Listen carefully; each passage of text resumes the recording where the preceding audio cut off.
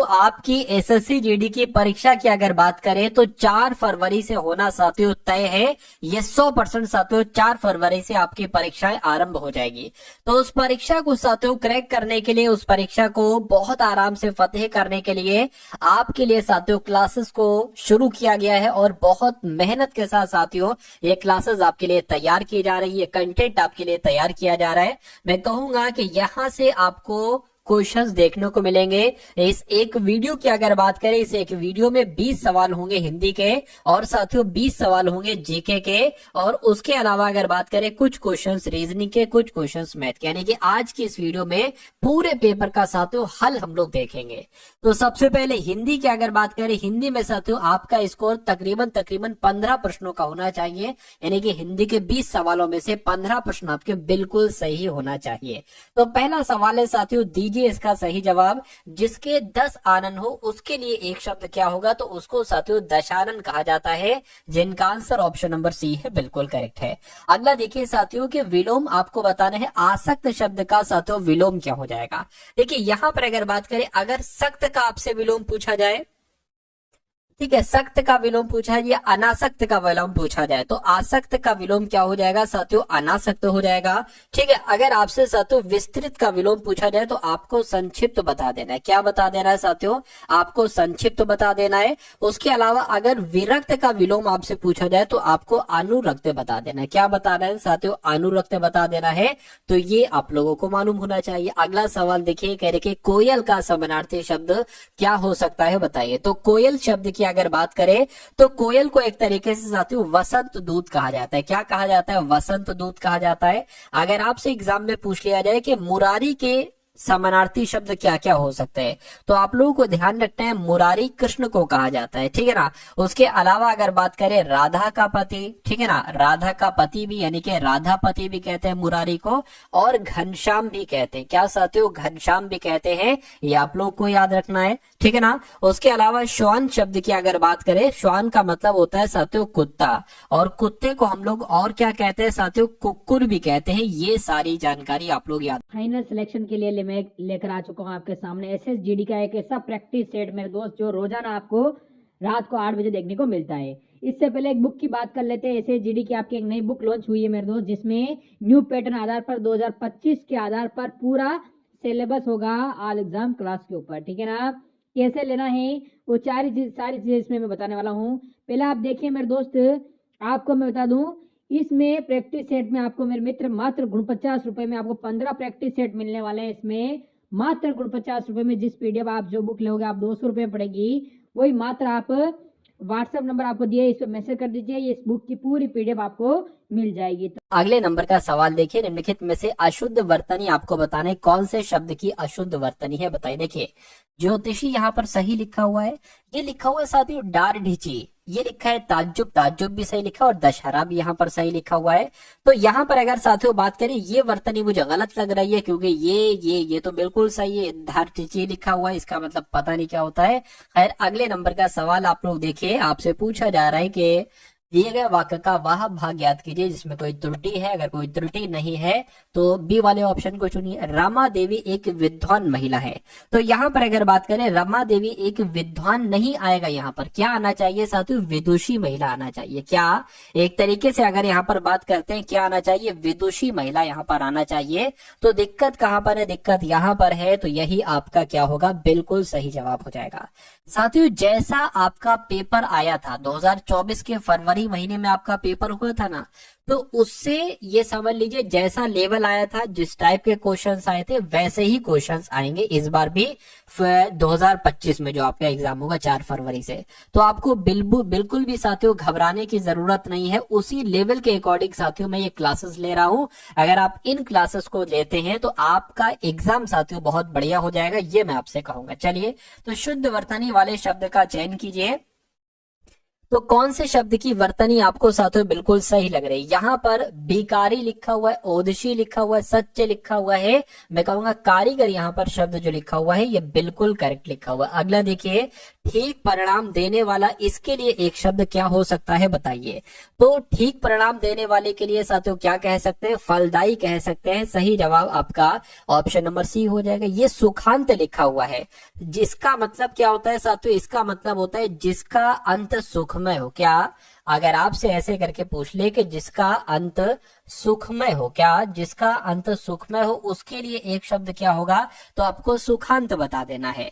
और सुखदाई की अगर बात करते हैं साथियों, जो सुख देने वाला हो। क्या साथियों? अगर आपसे पूछ लिया जाए जो सुख देने वाला हो, क्या जो सुख देने वाला हो, उसके लिए एक शब्द क्या होगा? उसको साथियों सुखदाई कहा जाएगा। तो सुखांत आपको मालूम पड़ गया, सुखदाई आपको मालूम पड़ गया, फलदाई आपको मालूम पड़ गया। इतनी जानकारी आपको याद रखना है। अब उसके बाद देखिए अगला सवाल है, पूछा जा रहा है कि आज इस साल का पहला तूफान, ठीक है, अब आपको बताने इस खाली जगह में कौन सा शब्द आ जाएगा? आया, ठीक है, मतलब आज इस साल का पहला तूफान आया, या चला, या नाचा, या उठा। तो तूफान तो साथियों आता है। अब तूफान आता है तो इसलिए सही जवाब आपका ऑप्शन नंबर ए हो जाएगा। साथियों काउंट करते रहिएगा कि कितने सवाल आपके यहाँ पर बिल्कुल करेक्ट हो पा रहे हैं। यानी कि बिना वेतन के काम करने वाले को क्या कहा जाता है, ये आपको यहाँ पर साथियों बताना है। चलिए, अगर यहाँ पर हम बात करते हैं साथियों, देखिए वैतनिक, वैतनिक शब्द का मतलब क्या होता है? जो वेतन पर काम करता हो। क्या? जो वेतन, वेतन मतलब होता है साथियों सैलरी। जो वेतन पर काम करता हो, ठीक है, जो वेतन पर काम करता हो उसको क्या कहा जाएगा? उसको वैतनिक कहा जाएगा। लेकिन जो बिना वेतन के ही काम करता हो उसको अवैतनिक कहा जाएगा। क्या कहा जाएगा साथियों? अवैतनिक कहा जाएगा। अच्छा, अपेय का मतलब क्या होता है साथियों? देखिए, पेय का मतलब होता है जो पिया जा सके, और अपेय का मतलब होता है जो पिया ना जा सके। क्या साथियों? जो पिया ना जा सके उसको क्या कहा जाता है? उसको साथियों अपेय कहा जाता है। और यहाँ पर लिखा हुआ है साथियों भुगतान विहीन। भुगतान विहीन का मतलब क्या होता है भाई? ठीक है, देखिए एक होता है क्या, इसका मतलब हो जाएगा भुगतान विहीन, यानी कि साथियों भुगतान के बिना, एक तरीके से, ठीक है, विदाउट पेमेंट ऐसे करके कह सकते हैं। ठीक है, तो कुल मिला के अगला सवाल देखिए, कहा जा रहा है कि नलिन की, क्या नलिन का पर्यायवाची साथियों क्या हो सकता है? ये आपको यहाँ पर बताना है। तो नलिन की अगर बात करें, नलिन पता किसे कहा जाता है? नलिन साथियों कहा जाता है कमल को। ठीक है ना, किसे कहा जाता है? कमल को कहा जाता है। ये आप लोगों को मालूम होना चाहिए। अच्छा, यहाँ पर एक शब्द लिखा हुआ है कपड़ा।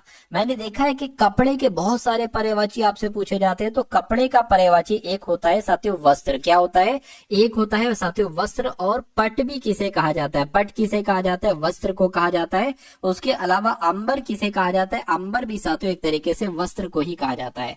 उसके अलावा अगर बात करें, वसन किसे कहा जाता है? कपड़े को कहा जाता है। और चीर की अगर बात करें साथियों, चीर भी साथियों वस्त्र को कहा जाता है।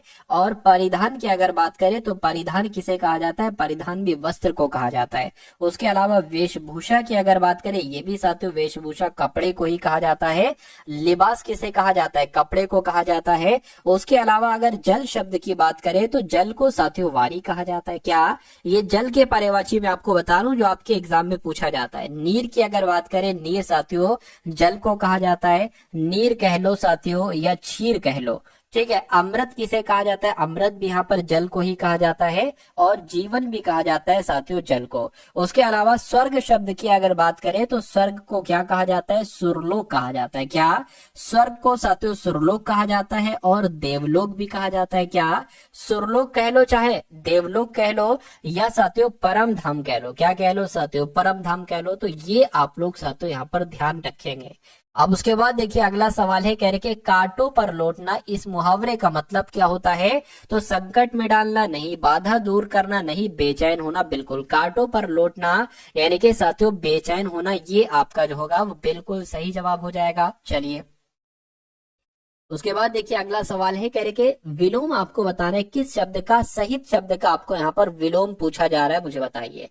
तो सहित शब्द का विलोम क्या हो सकता है? विहीन हो सकता है। ठीक है ना, जैसे अभी आपने देखा था भुगतान विहीन। ठीक है, तो भुगतान विहीन का विलोम क्या हो जाएगा? भुगतान सहित हो जाएगा। ठीक है, तो ये जानकारी साथियों आप लोगों को यहाँ पर मालूम होना चाहिए। अगला सवाल देखिए, कह रहे कि पांव उखाड़ना, इसका मतलब क्या होता है? तो पांव उखाड़ने का मतलब क्या होता है? हराकर भाग जाना। ठीक है। उसके बाद कहने के आत्मसमर्पण करना, पाँव उखाड़ने का मतलब तो साथियों आत्मसमर्पण करना नहीं होगा, घायल होना भी नहीं होगा, ये भी नहीं होगा।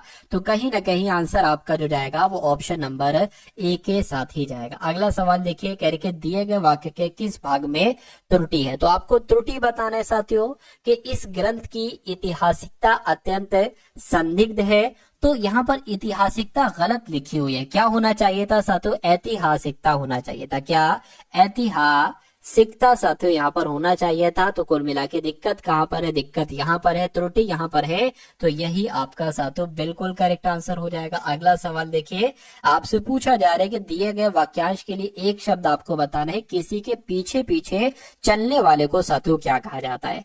तो किसी के पीछे पीछे चलने वाले को साथियों क्या कहा जाता है, अनुकरणीय कहा जाता है। तो मैं कहूंगा अनुकरणीय तो नहीं कहा जाता है, क्योंकि एक तरीके से अनुकरण करने योग्य, क्या इसका मतलब क्या हो जाएगा साथियों, जो अनुकरण, क्या साथियों अनुकरण करने योग्य की अगर बात करें, इसके लिए साथियों एक शब्द हो जाएगा। ठीक है, तो अनुकरणीय का मतलब क्या हो जाएगा, अनुकरण करने योग्य। सवाल आपसे ऐसे पूछा जाएगा, अनुकरण करने योग्य वाक्य के लिए एक शब्द क्या होगा, तो अनुकरणीय आपको बताना है। सहचर की अगर बात करें साथियों, साथ चलने वाले को क्या कहा जाता है, क्या साथ चलने वाले के लिए एक शब्द क्या होगा, तो सहचर होगा। अनुज की अगर बात करें साथियों, छोटा भाई होता है अनुज, क्या होता है, छोटा भाई होता है।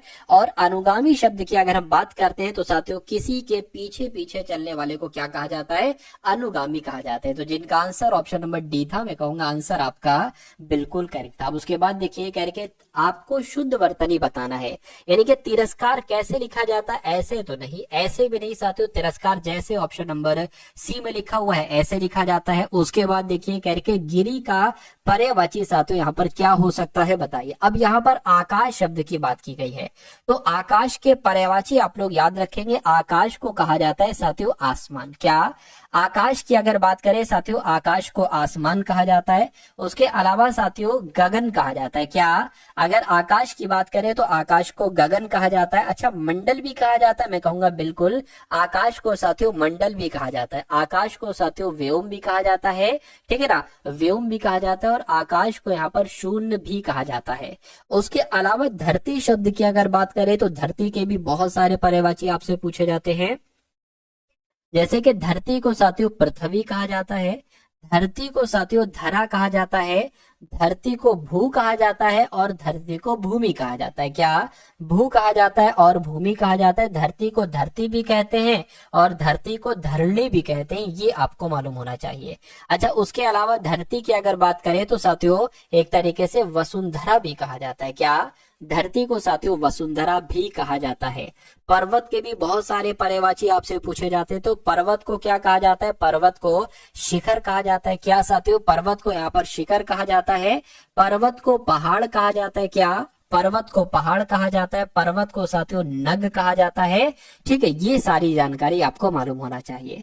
और अगर गिरी शब्द की बात करते, गिरी का मतलब क्या होता है, तो गिरी का मतलब साथियों पर्वत ही होता है। तो कुल मिला के जिनका आंसर ऑप्शन नंबर सी है बिल्कुल करेक्ट है। अब बादल शब्द की अगर बात करें तो बादल को क्या कहा जाएगा, बादल को भाई मेघ कहा जाएगा, बादल को मेघ कहा जाएगा, बादल को साथियों जलद कहा जाएगा, बादल को मेघ कहा जाएगा, जलद कहा जाएगा, अम्बुद कहा जाएगा। क्या, अम्बुद कहा जाएगा। तो इतने सारे अगर पर्यायवाची आप लोग याद रखते हैं, और जितने आगे मैं आपको पर्यायवाची बताऊं या जो भी बताऊं, कुल मिला के क्लासेस में जो भी आपको पढ़ाया जाए वो सारा अगर आप देखते हैं तो एग्जाम आपका एक तरीके से क्रैक करना तो बहुत आसान आपके लिए हो जाएगा, एसएससी जीडी का एग्जाम। चलिए अब बात करते हैं कि मालिन ने माला गंध लिया, तो इसमें कोई त्रुटि है, तो आपको बताने के त्रुटि है, तो त्रुटि कहां पर है। देखिए, मालिन ने माला गूंद लिया, क्या होना चाहिए साथियों, गूंद लिया ये होता है। ठीक है, तो ये कुल मिला के गलत हो जाएगा। तो ये गलत हो जाएगा, कहां पर लिखा हुआ है, ऑप्शन नंबर डी में लिखा हुआ है, जिसे त्याग देना उचित हो। इसके लिए साथियों एक शब्द यहाँ पर क्या हो सकता है, देखिए त्याज्य शब्द की अगर हम बात करते हैं तो त्याज्य का मतलब होता है जिसे त्याग देना उचित हो, उसके लिए एक शब्द यहाँ पर त्याज्य हो जाएगा। ठीक है, वांछनीय शब्द की अगर हम बात करते हैं, चाहने के योग्य, क्या अगर कोई साथियों चाहने के योग्य है, क्या चाहने, ठीक है, ये चाहने के योग्य है, तो उसके लिए एक शब्द क्या हो सकता है, उसको वांछनीय कहा जाएगा। त्यागी शब्द की अगर बात करते हैं, मान लीजिए किसी के कुछ उद्देश्य है, क्या अगर उन उद्देश्यों को पूरा करने के लिए, क्या उन उद्देश्यों को पूरा करने के लिए साथियों वो अपने संसार के सुखों को त्याग देता है, क्या संसार के सुखों को साथियों अगर वो क्या कर देता है, त्याग देता है, तो उसको क्या कहा जाता है, उसको त्यागी कहा जाता है।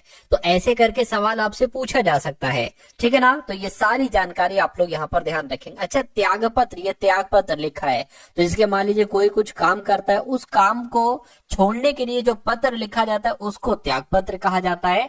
अब उसके बाद देखिए साथियों, नेक्स्ट नंबर का सवाल है आपकी स्क्रीन पर, कहा जा रहा है कि दिए गए शब्द का समानार्थी शब्द बताइए, यानी कि घृणा का समानार्थी शब्द क्या हो सकता है। तो घृणा को साथियों नफरत कहा जाता है, क्या नफरत कहा जाता है, ये आपको यहाँ पर साथियों मालूम होना चाहिए। ये हो सकता है रिपु लिखा हो, अगर ये रिपु लिखा होता ना तो रिपु का मतलब पता साथियों क्या होता है, रिपु को कहते हैं शत्रु, शत्रु को कहते हैं साथियों दुश्मन, क्या दुश्मन कहते हैं। अच्छा, इसको वैरी भी कहा जाता है, यानी कि दुश्मन को वैरी भी कहा जाता है और साथियों दुश्मन को विरोधी भी कहा जाता है। ये सब इसके पर्यायवाची हैं और आपके एग्जाम में पूछे जा सकते हैं। चाय का अगर आपसे पर्यायवाची पूछ ले तो चाय को काढ़ा भी कहा जाता है, क्या चाय को काढ़ा भी कहा जाता है और चाय को साथियों क्वाथ भी कहा जाता है, क्या क्वाथ भी कहा जाता है। अब उसके बाद देखिए अगला सवाल है, कह रहे कि सैनिकों लेखांकित अंश को प्रतिस्थापित करने के लिए सबसे उपयुक्त विकल्प का चयन कीजिए। सैनिकों ने देश को भारी संकट से रोक दिया, तो यहाँ पर रोक दिया की जगह पर साथियों क्या आना चाहिए, बचा लिया, भगा दिया, रोक लिया या हटा दिया। तो मैं कहूंगा सैनिकों ने देश को भारी संकट से बचा लिया, ये होना चाहिए। अगला सवाल है, करके धमकी देते हुए बदमाश लोगों को ताव रहा था, देख रहा था, घूर रहा था या झांक रहा था। तो यहाँ पर सही शब्द जो आएगा वो घूर रहा आएगा, यानी कि धमकी देते हुए बदमाश लोगों को घूर रहा था, ये आपका पूरा वाक्य हो जाएगा। अब उसके बाद देखिए कह के मधुर का साथियों विलोम यहाँ पर क्या हो सकता है बताइए। अगर मधुर के विलोम की बात करें तो मधुर का विलोम तो साथियों कटु हो जाएगा, क्या हो जाएगा, कटु हो जाएगा, ये आपको यहाँ पर मालूम होना चाहिए। अगले नंबर का सवाल देखिए, कहने के दिए गए वाक्य में रेखांकित अंश को प्रतिस्थापित करने के लिए सबसे उपयुक्त विकल्प का चयन कीजिए। भारत ताकतवर देश है, तो ताकतवर की जगह पर क्या आ सकता है, भारत दुर्बल देश है, नहीं, भारत शक्तिशाली देश है, या अविकसित भी नहीं आएगा, प्रभावशाली भी नहीं आएगा, यहाँ पर शक्तिशाली शब्द आ जाएगा। और अगर आपका भी जवाब यहाँ पर ऑप्शन नंबर बी है तो मैं कहूंगा आंसर आपका बिल्कुल करेक्ट है। साथियों वीडियो को लाइक कर दीजिए अगर आपने वीडियो को लाइक नहीं किया।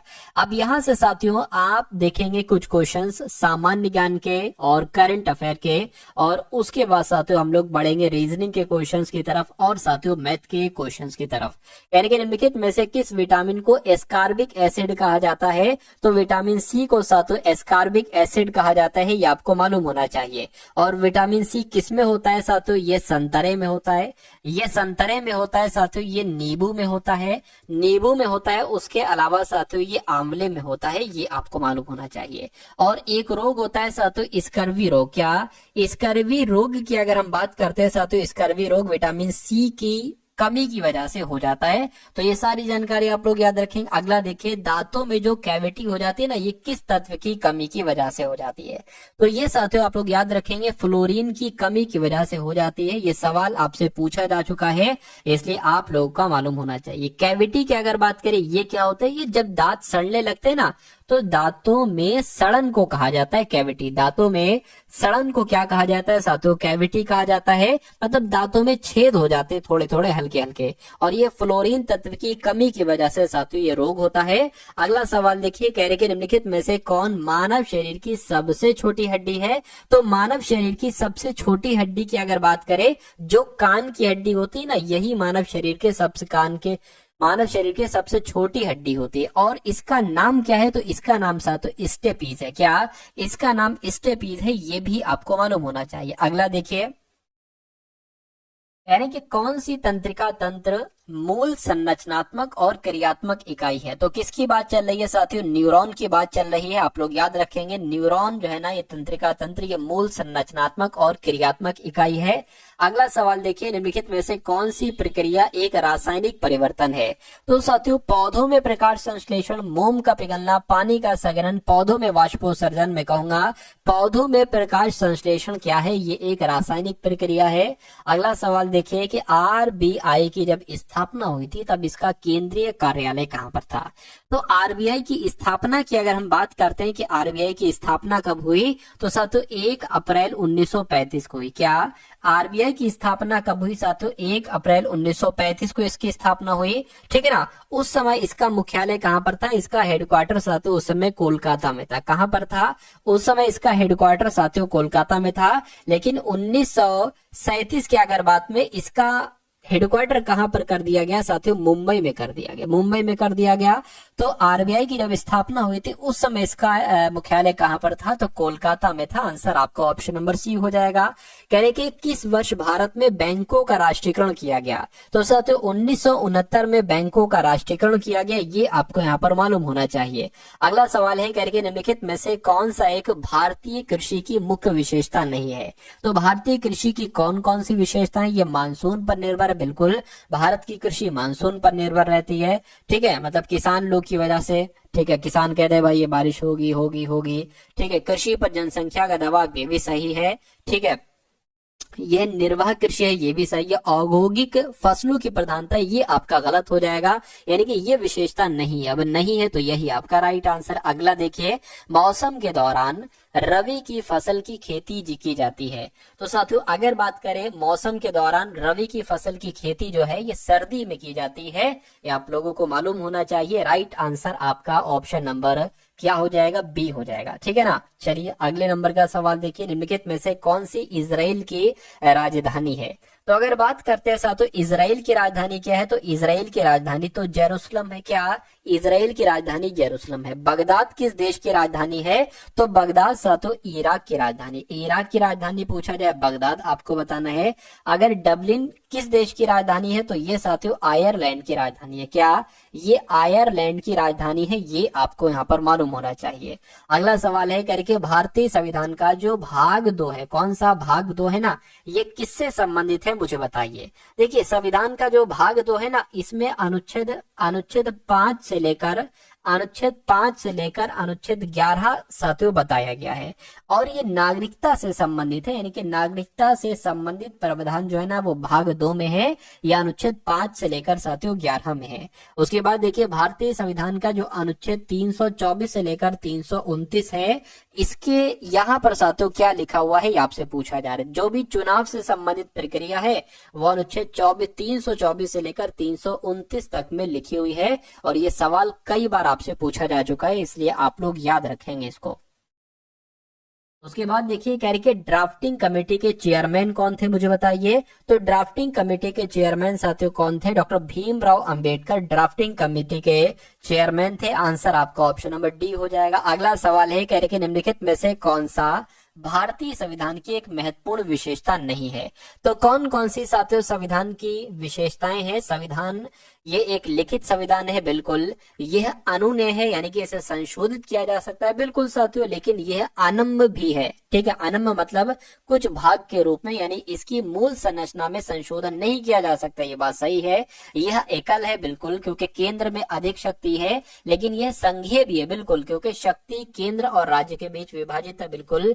इसे राज्यपाल, ठीक है, से संशोधित, राज्यपाल थोड़ी ना संशोधित कर सकते हैं। तो कुल मिला के ये वाला गलत है, तो यही आपका राइट आंसर हो जाता है भाई। बहुत बढ़िया, वेरी गुड क्लास। अगर यहाँ पर बात करें राज्यपाल थोड़ी ना, अगर यहाँ पर आ जाता संसद, क्योंकि संविधान में अगर कुछ संशोधन करना होता है तो संसद के अंडर में ही, संसद ही साथ उसको कर सकती है। अगला सवाल है कह रहे कि मध्ययुगीन भारत में भक्ति आंदोलन के प्रमुख अगुवाकारों में से कौन थे? तो साथियों किनका नाम आता है? शंकराचार्य का नाम आता है। किसका नाम आता है साथियों? शंकराचार्य का नाम आता है, ठीक है ना। उसके बाद देखिए कह रहे कि हाल ही में बॉन्डेड रॉयल तितली की खोज की गई है। ये करंट अफेयर के सवाल हैं, 5 करंट अफेयर के सवाल देखेंगे, उसके बाद रीजनिंग के क्वेश्चन और मैथ के क्वेश्चन की तरफ हम लोग बढ़ेंगे। तो बैंडेड रॉयल तितली की खोज साथियों त्रिपुरा राज्य में की गई है। कहां पर? त्रिपुरा राज्य में की गई है। उसके बाद देखिए कहने के इंडस फूड 2025 प्रदर्शनी का आयोजन कहां पर किया जाएगा? तो ये साथियों ग्रेटर नोएडा में किया जाएगा, ये भी आप लोग याद रखेंगे। उसके बाद देखिए कह रहे कि कौन भारतीय एथलेटिक्स महासंघ के अध्यक्ष बने हैं। तो अगर यहाँ पर बात करें कि भारतीय एथलेटिक्स महासंघ के अध्यक्ष कौन बने हैं, तो बहादुर सिंह सांगू बने हैं। कौन? बहादुर सिंह सांगू बने हैं एथलेटिक्स महासंघ के अध्यक्ष। हाल ही में विश्व की सबसे वृद्ध महिला टोमिको इटूका का निधन हुआ है। बिल्कुल साथियों, विश्व की सबसे वृद्ध महिला है। ये कहाँ की है? तो आपको मालूम होना चाहिए, ये जापान की है। कहाँ की है? ये जापान की है। आंसर आपको ऑप्शन नंबर सी हो जाएगा। अगला सवाल आपकी स्क्रीन पर है साथियों, देखिए और बताइए सही जवाब क्या होगा। यानी कि किस देश के राष्ट्रपति ने बढ़ती अशांति और सैन्य संघर्ष के बीच 7 प्रांतों तथा 3 नगर पालिकाओं में 60 दिन के लिए आपातकाल की घोषणा की है? तो ये काम साथियों किस देश के राष्ट्रपति ने किया है? ये इक्वाडोर के राष्ट्रपति ने किया है। ये आपको मालूम होना चाहिए। अब फाइनल सिलेक्शन के लिए मैं लेकर आ चुका हूँ आपके सामने एसएसजीडी का एक ऐसा प्रैक्टिस सेट मेरे दोस्त, जो रोजाना आपको रात को 8 बजे देखने को मिलता है। इससे पहले एक बुक की बात कर लेते हैं। एसएसजीडी की आपकी एक नई बुक लॉन्च हुई है मेरे दोस्त, जिसमें न्यू पैटर्न आधार पर 2025 के आधार पर पूरा सिलेबस होगा ऑल एग्जाम क्लास के ऊपर। ठीक है ना? कैसे लेना है वो सारी चीजें इसमें मैं बताने वाला हूँ। पहले आप देखिए मेरे दोस्त, आपको मैं बता दूं, इसमें प्रैक्टिस सेट में आपको मेरे मित्र मात्र 49 रुपए में आपको 15 प्रैक्टिस सेट मिलने वाले हैं। इसमें मात्र 49 रुपए में जिस पीडीएफ आप जो बुक लोगे आप 200 रुपए पड़ेगी, वही मात्र आप व्हाट्सएप नंबर आपको दिया है, इस पे मैसेज कर दीजिए, इस बुक की पूरी पीडीएफ आपको मिल जाएगी। के बाद देखिए साथियों, यहाँ पर आप लोग रीजनिंग के क्वेश्चंस देखेंगे। तो कुछ क्वेश्चन साथियों रीजनिंग के होंगे और उसके बाद साथियों मैथ के क्वेश्चंस को हम लोग यहाँ पर देखेंगे। तो यहाँ पर अगर बात करें साथियों, देखिए एक नंबर सीरीज वाला सवाल है। कह रहे कि सबसे पहले 42 है और उसके बाद साथियों 24 है, उसके बाद 24 के बाद 34 है और फिर साथियों 43 है। उसके बाद आपको बताना है कि कौन सा यहाँ पर नंबर है, यानी कि 42, 24, 34, 43 खाली जगह और फिर साथियों यहाँ पर 89, ये कुछ नहीं है। ठीक है, तो आपको बताना यहाँ पर कौन सा नंबर होगा। देखिए 42 से 24 हुआ है, ठीक है, और फिर 24 से 34, 34 से 43। अच्छा, यहाँ पर आप एक चीज देखिए कि अगर हम 42 को नंबर को उलट पलट करेंगे, यानी कि 4-2 नंबर लिखा है तो 2-4 यहाँ पर लिख दिया गया। यहाँ पर साथियों 3-4 लिखा है तो 3-4 की जगह पर 4-3 लिख दिया। तो मैं कहूंगा साथियों इसको भी उलट पलट करिए। 8-9 लिखा है तो यहाँ पर 9-8 आ जाएगा। क्या एक बार देखिए ऑप्शन में कहीं पर 98 लिखा हुआ है, तो मुझे दिख रहा है कि बिल्कुल लिखा हुआ है 98, ऑप्शन नंबर सी में लिखा हुआ है। तो ये क्या होगा? ये आपका बिल्कुल करेक्ट आंसर हो जाता है भाई। बहुत बढ़िया, वेरी गुड क्लास। अगला सवाल आपकी स्क्रीन पर कह रहे 6 बच्चे हैं, आनंद, बद्री, छाया, ध्रुव, श्रीकर और उमेश उत्तर दिशा की ओर अभिमुख होकर एक पंक्ति में खड़े हैं। तो साथियों 6 लोग हैं, 1, 2, 3, 4, 5 और एक साथियों 6। अब ये उत्तर की तरफ को देख रहे हैं, उत्तर की तरफ ये 6 लोग देख रहे हैं। कह रहे हैं कि उमेश श्रीधर के दाईं ओर दूसरे स्थान पर है और छाया के बाएं, ठीक है, बाएं पड़ोस में खड़ा है। तो इसको साथियों सबसे पहले हम लोग करने क्या करें, ठीक है, तो श्रीकर की अगर बात करें, मान लीजिए श्रीकर यहां पर बना लेते हैं। कह रहे कि श्रीकर के दाईं ओर दूसरे स्थान पर उमेश है, यानी कि उमेश यहां पर होगा। कहां पर होगा साथियों? उमेश यहां पर होगा। उसके बाद कह रहे हैं कि देखिए, कह रहे हैं कि उमेश श्रीकर के दाएं दूसरे स्थान पर है और उमेश जो है ना ये छाया के बाएं पड़ोस में है, यानी कि उमेश जो है छाया के बाएं पड़ोस में है। तो मैं कहूंगा छाया कहां पर बनेगी? छाया यहां पर बनेगी। उसके बाद कहा जा रहा है कि बद्री ठीक ध्रुव और छाया के बीच में है। तो बद्री जो है ना साथियों, बद्री, ध्रुव और छाया। अब देखिए यहां पर छाया है, अगर हम यहां पर एक नंबर बढ़ा लें, क्योंकि बद्री और छाया, ठीक है, बद्री और छाया के बीच में कौन है लिखा हुआ है, कहा गया? बद्री, ठीक है, ठीक ध्रुव और छाया के बीच में है। तो साथियों ध्रुव यहां पर आएगा, क्या यहां पर ध्रुव आएगा? मैंने बद्री लिख दिया है। तो छाया और ध्रुव के बीच में साथियों कौन है? छाया और ध्रुव के बीच में साथियों बद्री है, तो बद्री यहां पर आ जाएगा। ठीक है, अब हमने एक यहां पर बढ़ाया है ना, तो एक हमें यहां से हम कट कर लेते। 6 लोग थे, अभी भी 6 लोग हैं, 1, 2, 3, 4, 5, 6। अब 6 लोग थे, 5 हो चुके हैं, एक बचा है। कौन बचा है? आनंद बचा है, उसको नहीं लिखा है, तो जाहिर सी बात है आनंद आपका यहां पर आ जाएगा। तो सवाल में पूछा जा रहा है कि बद्री ठीक ध्रुव और छाया के बीच में है, ठीक है, बद्री, ठीक है, बद्री जो है ना ध्रुव और छाया के बीच में हो गया। ध्रुव के बाएं चौथे स्थान पर कौन है? तो ध्रुव यहाँ पर है, ध्रुव के बाएं चौथे स्थान पर कौन होगा साथियों? एक तरीके से 1, 2, 3, 4 आनंद होगा। तो आनंद आपका यहाँ पर बिल्कुल करेक्ट आंसर हो जाता है भाई। बहुत बढ़िया, वेरी गुड क्लास। उस विकल्प का चयन करें जो तीसरी संख्या से उसी प्रकार संबंधित है जिस प्रकार दूसरी संख्या पहली संख्या से संबंधित है। यहाँ पर साथियों देखा गया है कि 144 जो है ना ये 14 से बना है, 14 से 144 बना है। तो आपको बताना है साथियों किस नंबर से यहाँ पर 81 बन सकता है, किस नंबर से। अब देखिए ये 12 का स्क्वायर होता है, तो 12 का स्क्वायर हो गया, लेकिन इस 12 में आप दो जोड़ोगे तभी साथियों ये यहाँ पर आ जाएगा। ठीक है, ये नहीं बल्कि ये आ जाएगा। उसी प्रकार ये क्या है साथियों, ये 9 का स्क्वायर है, तो 9 में भी हम दो जोड़ेंगे तो क्या आ जाएगा, 11 आ जाएगा। क्या 11 कहीं ऑप्शन में है? मैं कहूंगा बिल्कुल ऑप्शन नंबर ए वाले में है। तो जिनका आंसर यहाँ पर ऑप्शन नंबर ए है, मैं कहूंगा आंसर आपका बिल्कुल करेक्ट हो जाएगा। अगला सवाल देखिए, कहेंगे PQRSTU, ठीक है, ये 6 मित्र हैं, वे पंक्ति में दक्षिण की ओर मुंह करके बैठे हैं, यानी कि 6 लोग हैं, 1 2 3 4 5 और एक 6, और सभी का मुख किस तरफ है, दक्षिण की तरफ है सभी का मुख। ठीक है ना। उसके बाद कह रहे हैं कि आर के ठीक बाएं और एस के दाएं दूसरे स्थान पर बैठा है कौन, पी। तो सबसे बड़ी दिक्कत ये है, आर हम कहां पर बैठा ले, आर हम कहीं पर भी बैठा लेते हैं। मान लीजिए आर आपने साथियों यहां पर बैठा दिया, और कहा जा रहा है आर के ठीक बाएं कौन है, आर के ठीक बाएं साथियों पी है, तो आर के ठीक बाएं हमने पी बना लिया। और कह रहे हैं कि आर के ठीक बाएं पी है और एस के दाएं दूसरे स्थान पर कौन है, पी है। तो एस की अगर बात करें साथियों, एस को हमें पता कहां पर बैठाना पड़ेगा, एस साथियों हम यहां पर बैठा लेंगे। ठीक है, क्योंकि यहां पर कहा गया कि एस के दाएं दूसरे स्थान पर पी है, तो एस के दाएं दूसरे स्थान पर एक स्थान, दो स्थान, ठीक है, यानी कि आर हो गया, पी हो गया, ठीक है ना, और फिर साथियों एक तरीके से खाली जगह है और फिर एस हो गया। ये बात क्लियर है। उसके बाद कहा जा रहा है कि टी जो है ना ये आर के ठीक दाएं दाएं बैठा है। तो आर कहां पर है, आर यहां पर है, आर के ठीक दाएं कौन बैठा है, टी बैठा है। ये बात भी क्लियर हो गई। कह रहे कि आर के बाएं दूसरे स्थान पर कौन बैठा है, यू बैठा है। आर के ठीक बाएं दूसरे स्थान पर कौन बैठा है, यू बैठा है, यानी कि यू यहां पर बैठ जाएगा। कह रहे कि एस के ठीक बाएं कौन बैठा है, क्यू बैठा है, तो एस के ठीक बाएं यानी कि एस के ठीक बाएं यहां पर बैठेगा क्यू। तो मैं कहूंगा यहां से हम एक को कट कर लेते और यहाँ पे एक बढ़ा लेते, तो 1 2 3 4 5 6, 6 लोग थे, 6 को आपने बैठा दिया। पंक्ति के एकदम दाएं छोर पर कौन बैठा है, तो पंक्ति के एकदम साथियों दाएं छोर पर तो टी बैठा है, तो आपका जवाब यहाँ पर टी हो जाएगा। ठीक है ना। और जिनका भी आंसर यहाँ पर ऑप्शन नंबर डी है, डी नहीं बल्कि सी है, तो बिल्कुल करेक्ट हो जाएगा। अगला सवाल आपकी स्क्रीन पर, कह रहे कि प्लस और यहाँ पर भाग होगा साथियों। ठीक है, प्लस और भाग चिन्हों को तथा 6 और 5 अंकों को परस्पर बदल दिया जाता है।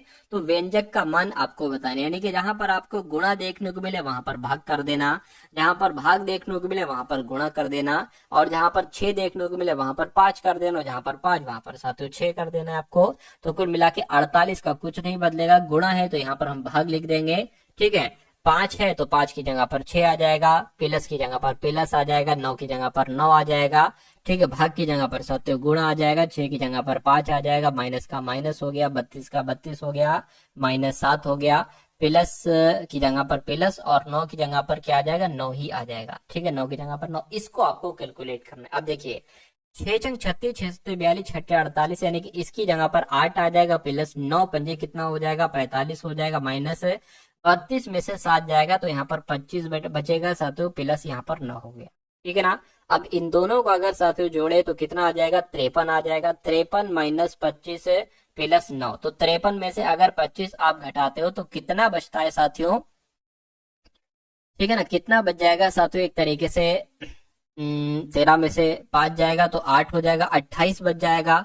ठीक है, और 28 प्लस 9 कितना होता है, 28 प्लस 9 साथियों 37 होता है। तो मैं कहूंगा कि 37 आपका यहाँ पर बिल्कुल सही जवाब हो जाएगा। और जिनका भी आंसर यहाँ पर 37 है तो मैं कहूंगा आंसर आपका बिल्कुल करेक्ट है। अब अगला सवाल देखिए आपकी स्क्रीन पर है, कहने के कद्दू, पालक और आलू, इनके लिए आपको बताना है साथियों जो आरेख बनेगा सबसे सही आरेख कौन सा आपको लग रहा है। देखिए कद्दू अलग होता है, पालक अलग होता है, आलू अलग होता है, तो इन सब का अलग अलग बनेगा। ये कद्दू हो गया, ये पालक हो गया, ये आलू हो गया।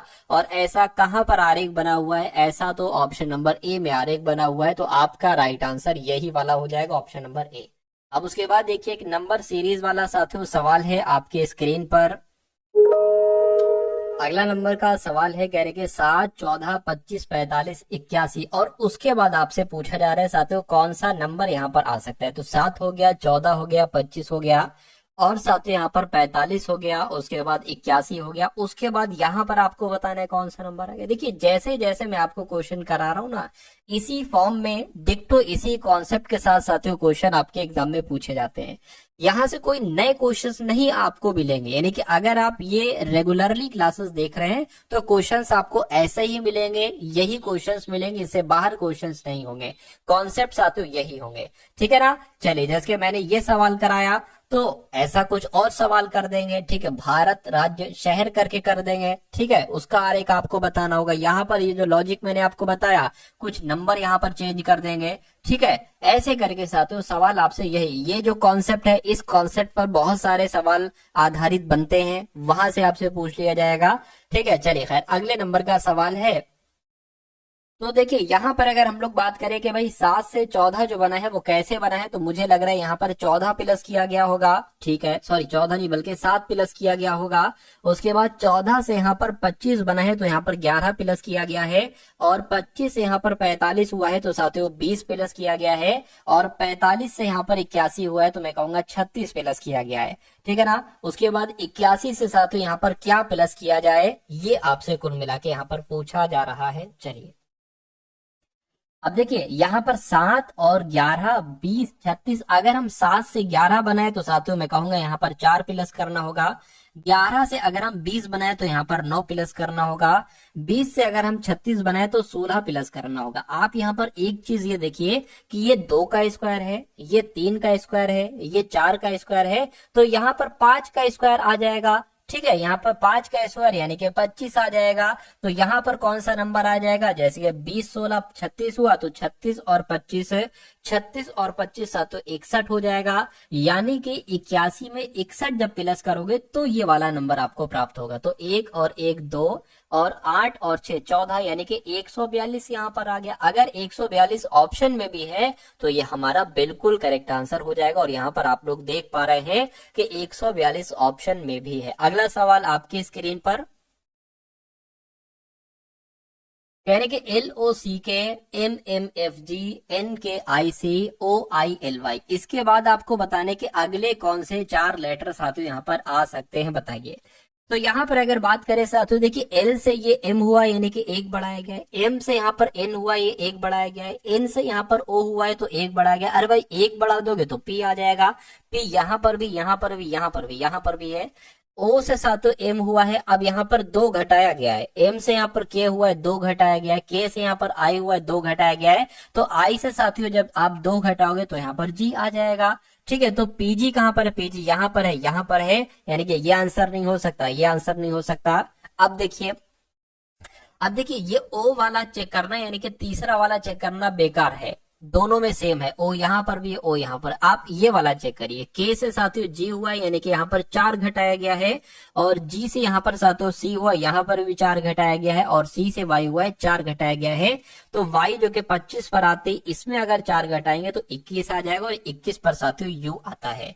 तो ये V वाला नहीं होगा, U वाला होगा, यानी कि PGOU यहाँ पर आपका बिल्कुल करेक्ट आंसर हो जाएगा। उसके बाद देखिए अगले नंबर का साथियों सवाल है, कहा जा रहा है कि एक निश्चित कूट भाषा में TERMATOLOGY को साथियों 10 लिखा जाता है, MAXIMU को 6 लिखा जाता है। तो उसी प्रकार आपको बताना है कि NOCTURNAL को क्या लिखा जा सकता है। फटाफट साथियों आप लोग बता दीजिए।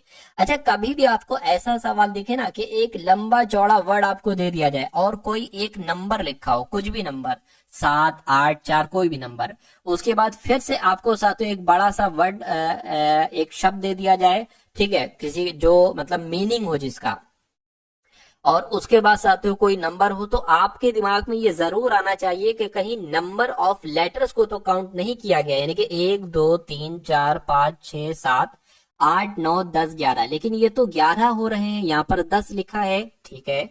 1 2 3 4 5 6 7, तो यहाँ पर 7 हो रहे हैं, ये 6 लिखा है, यानी कि कुल मिला के टोटल में से 1 घटाना होगा। तो इसको काउंट करिए, 1 2 3 4 5 6 7 8 9, 9 हुआ, एक घटाएंगे तो 8 आ जाएगा। क्या 8 कहीं ऑप्शन में लिखा हुआ है? बिल्कुल लिखा हुआ है, ऑप्शन नंबर बी में लिखा हुआ है। तो जिनका आंसर मेरे आंसर से पहले था उन सभी का आंसर बिल्कुल करेक्ट हो जाएगा भाई। अगला देखिए, कह रहे कि आर से सटा हुआ कौन सा है। देखिए बहुत अच्छा सवाल है। अब यहां से कई सारे सवाल बन सकते हैं। यहां से आपसे ये भी पूछा जा सकता था कि टी का विपरीत क्या होगा। तो अगर टी का विपरीत पूछा जाता है तो टी का विपरीत एक छोड़ के आर हो जाएगा, टी का विपरीत आर हो जाएगा। अब बचा एस का विपरीत पूछा जाता तो क्यू बताते, एस का विपरीत साथियों क्या हो जाएगा? क्यू हो जाएगा। अब बचा यू का विपरीत हो जाएगा पी, और पी का विपरीत हो जाएगा साथियों यू। ये तो एक टाइप का क्वेश्चन बनता है, लेकिन जो बढ़िया यहाँ पर जो एक अलग कॉन्सेप्ट साथियों यहाँ पर है, कहने कि आर जब निम्नांकित आकृति को मोड़कर एक बॉक्स बनाया जाता है तो कौन सा पृष्ठ आर से सटा हुआ नहीं होगा। आर से सटा हुआ नहीं होगा, ये आपको बताना है। अब देखिए आर यहां पर है, आर से सटा हुआ क्यू भी हो सकता है, क्यू तो है ही, पी भी हो सकता है, ठीक है, एस भी हो सकता है, टी भी। आर से सटा हुआ वही नहीं हो सकता है जो आर का विपरीत होगा, और आर का विपरीत क्या है साथियों? यहाँ पर टी है। आर का विपरीत टी है, तो जाहिर सी बात है ये सटा हुआ नहीं है, क्योंकि अगर आर ऊपर है तो टी नीचे होगा, अगर टी ऊपर है तो आर नीचे होगा। तो मैं कहूंगा कि टी आपका यहाँ पर बिल्कुल करेक्ट आंसर हो जाएगा। अगला सवाल है, कह रहे हैं साथियों 38 से जैसे यहाँ पर 6, यानी कि कह सकते हैं 6 से जैसे 38 बनाया गया है, उसी प्रकार आपको बताना है कि किस नंबर से यहाँ पर 83 बनाया जा सकता है। फटाफट आप लोग यहाँ पर बता दीजिए। अब ये तो मुझे साथियों 6 का स्क्वायर लग रहा है, और ये मुझे 9 का स्क्वायर लग रहा है। बस इसमें भी 2 बढ़ा दिया गया है, इसमें मतलब 36 प्लस 2, और इसमें भी 81 प्लस 2। तो मैं कहूंगा जैसे यहाँ पर 6 लिखा है वैसे यहाँ पर 9 लिखा होगा, तो 9 आपका यहाँ पर बिल्कुल सही जवाब हो जाएगा। अगला सवाल है, कह रहे कि गर्म का संबंध ठंडे से है, ठीक है, उसी प्रकार भारी का संबंध किससे होगा? भाई भारी का संबंध तो हल्के से होगा, किससे? हल्के से होगा, इसलिए राइट आंसर आपका बी हो जाता है। अगला सवाल देखिए, कहा जा रहा है कि आर ए एम पी को क्या लिखा जाता है? 3 6 1 1 3 3 2 लिखा जाता है, और उसी कूट भाषा में डी ई एल को क्या लिखा जा सकता है? बस ये देखिए, यहाँ पर कॉन्सेप्ट आपको पहचानना है कि आखिर इसमें लॉजिक क्या लगा है। देखिए यहाँ पर मुझे इतना पता है कि आर 18 पर होता है, लेकिन यहाँ पर 36 लिखा है, यानी कि 18 का दुगना 36 होता है। ए 1 पर होता है तो यहाँ पर 1 लिखा है, ठीक है। एम होता है 13 पर तो यहाँ पर 13 लिखा हुआ है, ठीक है। एम होता है 16 पर, लेकिन यहाँ पर 16 का डबल 36 लिखा हुआ है, यानी कि पहला वाला डबल करना है और आखिर वाला डबल करना है। यानी कि डी का डबल क्या होता है साथियों? 8 होता है तो 8 आ जाएगा। ए का 5 होता है, 5 आएगा। एल का 12 होता है, लेकिन इस अंत वाले एल का डबल आएगा, 12 12 दूना 24, यानी कि 85 12 24 कहां पर लिखा हुआ है? 85 12 24 तो ऑप्शन नंबर सी में लिखा हुआ है। तो ये क्या होगा?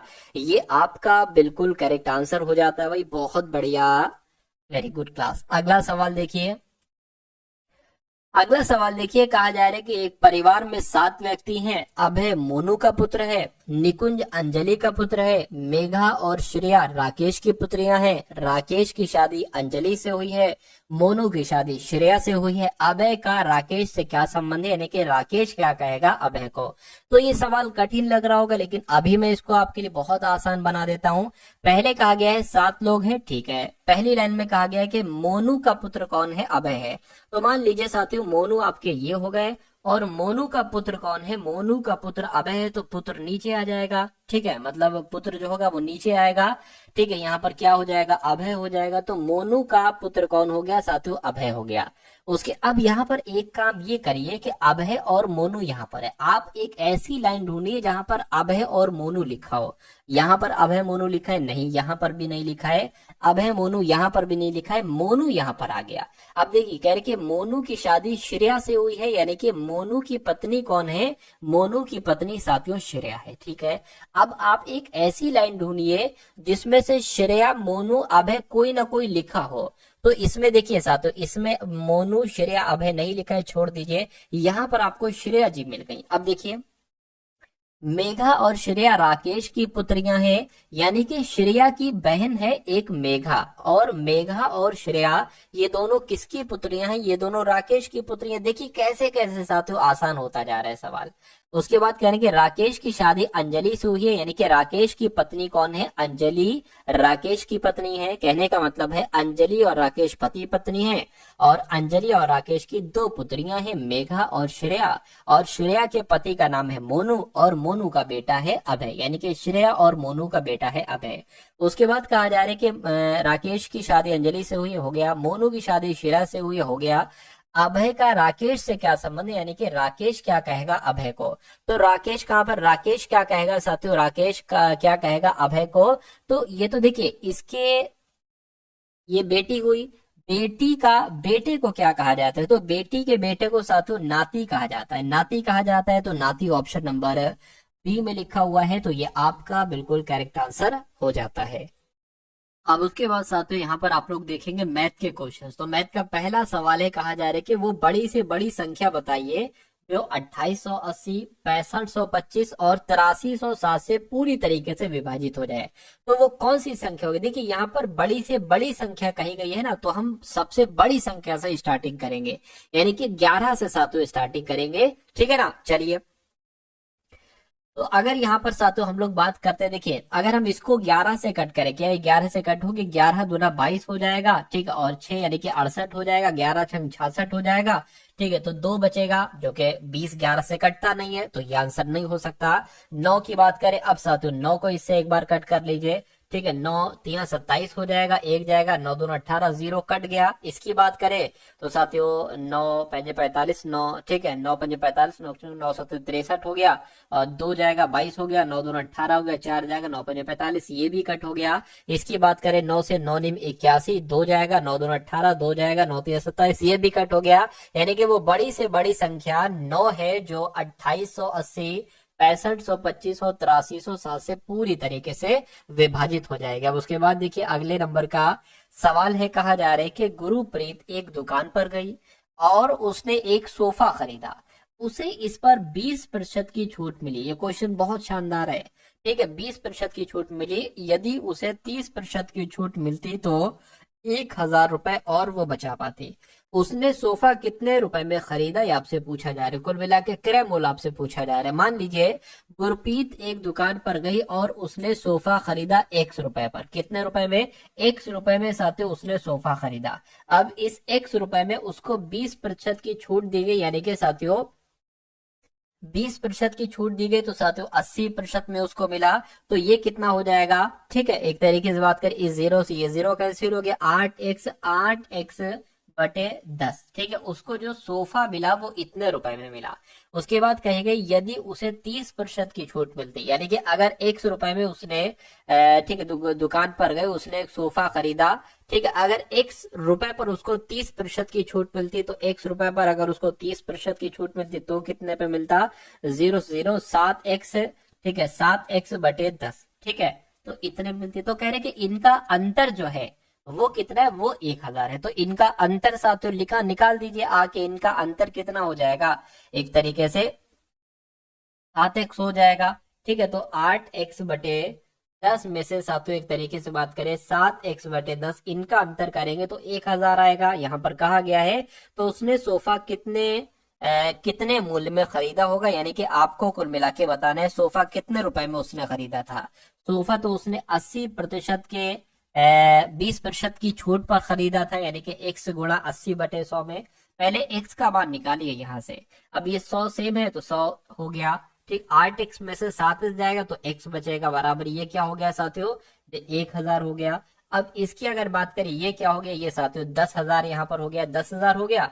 अब अगर बात करें साथियों, देखिए ये 100 रुपए में आपको मिल गया। गुरप्रीत एक दुकान पर गए, उसने एक सोफा खरीदा और 20% की छूट पर खरीदा। ये तो एक x की वैल्यू है 10,000, लेकिन इसने 10,000 रुपए में थोड़ी ना इसको सोफा मिला था, इसने तो 20% की छूट पर सोफा खरीदा था, तो इसकी 20% छूट निकाल लीजिए, यानी कि 10,000 रुपए तो उस पर अंकित था, 20% छूट पर खरीदा था, यानी कि 80% में खरीदा होगा। 2 0 से एक ये 0, एक ये 0, 8 की 1000 से गुणा होगी तो 8000 आ जाएगा, यानी कि उसने सोफा 8000 रुपए का खरीदा होगा। 8000 कौन से ऑप्शन में है? तो ऑप्शन नंबर डी वाले पे। अगला सवाल आपकी स्क्रीन पर कहा जा रहा है साथियों कि 72,800 की धनराशि पर 10% की वार्षिक ब्याज दर से 3 वर्ष के बाद प्राप्त होने वाला चक्रवृद्धि ब्याज कितना होगा यदि ब्याज वार्षिक रूप से चक्रवृद्धि हो। तो यहाँ पर साथियों आपको क्या क्या दे रखा है, आपको यहाँ पर मूलधन दे रखा है कितना, 72,800 रुपए मूलधन है। आपको दर दे रखी है साथियों 10% है। आपको समय दे रखा है साथियों 3 वर्ष है। आपसे यहाँ पर चक्रवृद्धि ब्याज पूछा जा रहा है, चक्रवृद्धि ब्याज पूछा जा रहा है। तो चक्रवृद्धि ब्याज निकालने का साथियों सूत्र क्या होता है मैं आपको बता देता हूँ। ठीक है, चक्रवृद्धि ब्याज निकालने का सूत्र एक तरीके से क्या होता है, ये चक्रवृद्धि ब्याज है। ठीक है, CI बराबर P, ठीक है, 1+R, ठीक है, अपॉन 100 की पावर T और -1, बस -1 लग जाता है। तो इसको साथियों आप सॉल्व कर लीजिए इसको। P की वैल्यू क्या है, 72,800 है, तो 72,800 यहाँ पर आ गई। ठीक है, 1+R कितना है साथियों, 10 है, 10 आ गया बटे में 100 आ गया। T की बात करें तो 3 वर्ष है, -1 आ गया।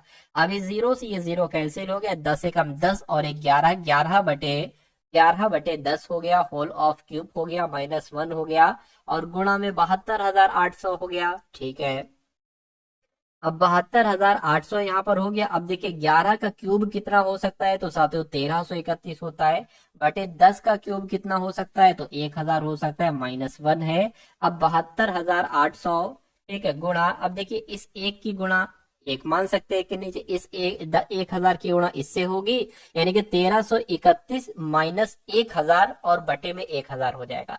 तो जब 1331 में से 1000 घटेगा तो कितना बचेगा, 331 बचेगा और बटे में क्या है साथियों 1000 यहाँ पर आ जाएगा। अब इन 2 जीरो से ये आपके 2 जीरो कैंसिल हो जाएंगे। इसको अगर कट करूं 5 से, 5 दूना 10 और 5 से कम 5 और ये 22 हो जाएगा, 5 चौक 20। ठीक है, ये नहीं कटेगा भाई, 5 से नहीं कटेगा। तो इसको एक तरीके से यहाँ पर बात करें, इसको थोड़ा अच्छे तरीके से यहाँ पर लिख लेते हैं, 728 है गुणा 331 और बटे साथियों यहाँ पर तो कुछ नहीं है, सिर्फ 10 है। क्या है साथियों, 10 है। तो आप एक काम ये कर सकते हो, क्या इसको 2 से कट कर लीजिए, 5 दूना 2 पंजे 10 हो जाएगा, 2 से कट करेंगे 2 3 6 हो गया, 2 छंग 12, 2 चौक 8 हो गया। अब यहाँ पर 5 आ गया है। अब एक काम करिए इसको कट कर लीजिए। ठीक है, 5 छंग 30 हो गया, ये फिर 31 हो जाएगा, 5 छंग 30 हो गया। ठीक है, पॉइंट लगाएंगे, 0 बढ़ाएंगे, 5 दूना 10 हो गया। यानी कि आपको करना है साथियों 364 की गुणा 66.2 से, बस ये करना है। मैं इसको कैलकुलेटर की मदद से करा लेता हूं कि 364 की गुणा अगर 6 यानी कि 66.2 से करें तो कितना आ जाएगा, तो साथियों 24,096.8 आ जाएगा। तो 24,096.8 कहां पर लिखा हुआ है, ऑप्शन नंबर डी में लिखा हुआ है।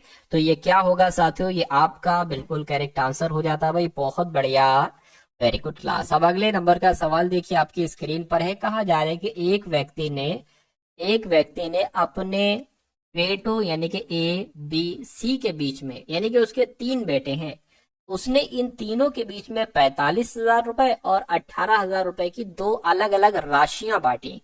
यानी कि ये 45,000 इन तीनों के बीच बांटे और ये 18,000 फिर से इन तीनों के बीच बांटे।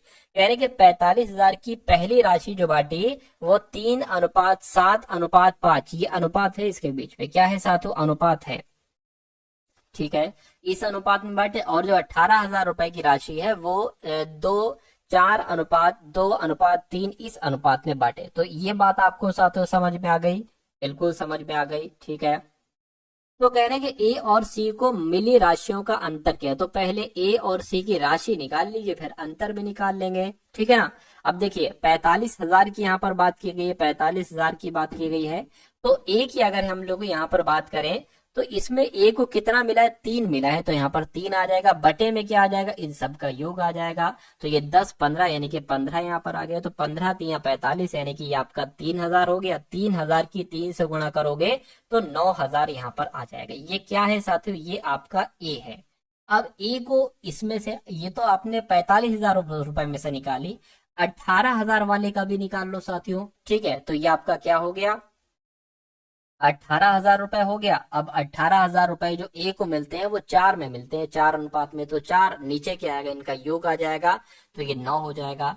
9 दूना 18 हो गया, 2,000 आ गया, तो 4 दूना ये आपके 8,000 हो जाएगा।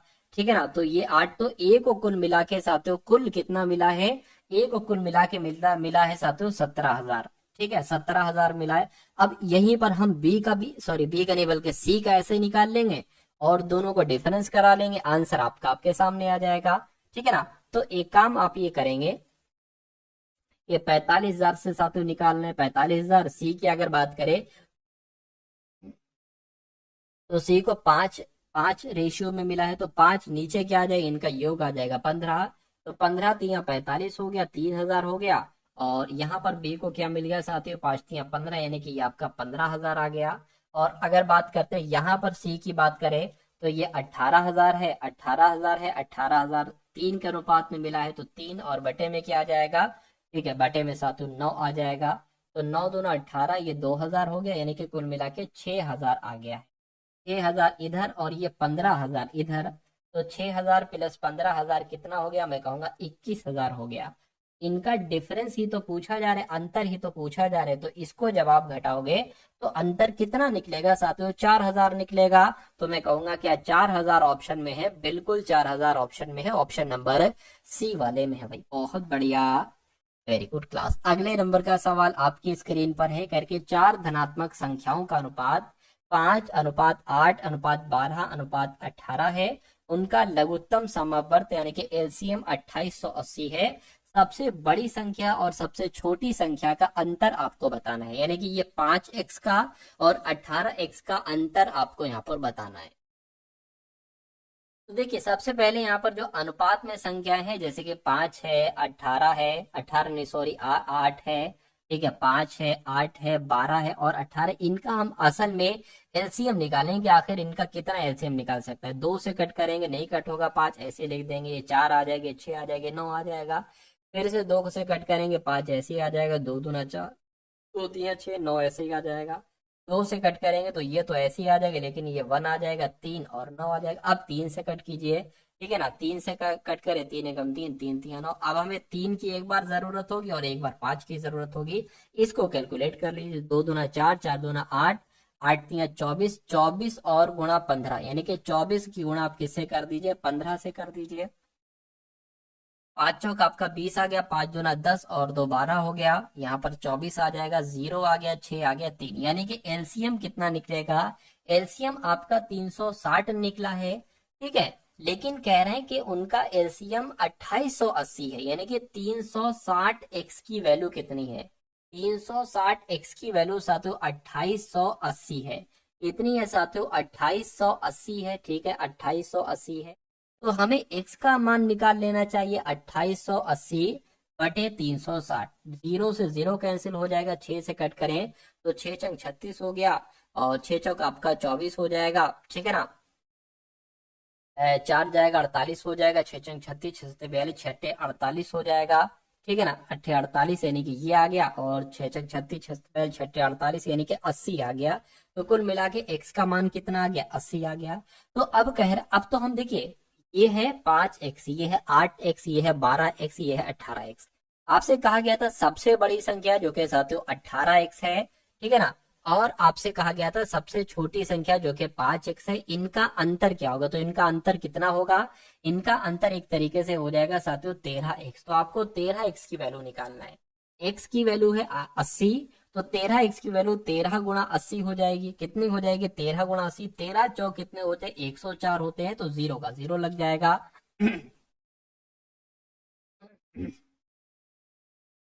80 आया है, ये यहाँ पर क्या किया, क्योंकि यहाँ पर 104 है, 104 तो आपका आंसर हो जाएगा, ठीक है। अच्छा, यहाँ पर 0 से 0 कैंसिल हो चुका है ना, ये 0 0 कैंसिल हो गया है, तो ये 8 आएगा सिर्फ, तो 13 8 104 हो जाएगा, 104 साथियों ऑप्शन नंबर बी में लिखा हुआ है। अगला सवाल देखिए, और आज के इस वीडियो का ये अंतिम सवाल है। कह रहे कि एक परिवार की मासिक आय और खर्च का अनुपात 14:11 है, यानी कि अगर कोई परिवार कमाता है 14 तो खर्च कर देता है 11। यदि परिवार की मासिक बचत 13,500, अच्छा यहाँ पर बचत जो कही जा रही है ना, 14 में से 11 जाएगा तो 3x बचेगा, यानी कि 3 बचेगा, तो 3x क्या हो जाएगी, उसकी बचत हो जाएगी। लेकिन यहाँ पर कह रहे हैं कि बचत उसकी 13,500, यानी कि 3x की वैल्यू है 13,500। तो x की वैल्यू क्या हो जाएगी साथियों, 13,500 बटे 3 आ जाएगी। इसको कैलकुलेट कीजिए, 13 3 चौक 12, 3 पंजे 15 यानी कि 4500 आया। तो परिवार की मासिक आय कितनी होगी, x बराबर आ चुका है 4500। परिवार की मासिक आय थी साथियों 14x, ये एक तरीके से 14x और 11x है। तो 14x की वैल्यू आपको निकालना है, x की वैल्यू 4500 है, 14 गुणा 4500 साथियों बता दीजिए, यानी कि 14 की गुणा 45 से करा लीजिए, 14 पंजे 70 हो जाएगा, 14 चौकू 68 हो जाएगा, 0 आ गया, 15 आ गया, यानी कि 750 आ जाएगी। लेकिन 750 तो ये दिक्कत है क्या भाई, देखिए ठीक है, यहाँ पर क्या दिक्कत है साथियों, इसको देखकर यहाँ पर आप लोग फटाफट मुझे बता दीजिए। तो 14 गुणा 45 की गुणा कराना है, इसको देखिए कोई दिक्कत मुझे ऐसा लग रहा है कि हो गई है, ठीक है, उल्टी कराई ना मैंने, कोई दिक्कत नहीं। 5 चौक आपका 20 हो जाएगा, 5 एकम 5, ठीक है, 5 एकम 5 हो जाएगा और 7 आ जाएगा, ठीक है। इसकी अगर बात करें, 4 चौक 16 आ जाएगा, 4 एकम 4 और साथियों कितना आ जाएगा, 4 एकम 4 और एक 5 आ जाएगा, यानी कि 0 आ गया, 13 आ गया। ये 630 आपका निकल कर आया। 630 की अगर बात करें और ये 2 जीरो और इसमें लगा तो यानी कि 63,000 आपका आंसर हो जाएगा, जो कौन से ऑप्शन में है, जो ऑप्शन नंबर डी वाले में। तो इस प्रकार जिनका आंसर ऑप्शन नंबर डी है, मैं कहूंगा आंसर आपका बिल्कुल करेक्ट है भाई, बहुत बढ़िया, वेरी गुड क्लास। तो कैसी लगी साथियों आपको ये क्लास, एक बार कमेंट सेक्शन में जरूर बताइएगा।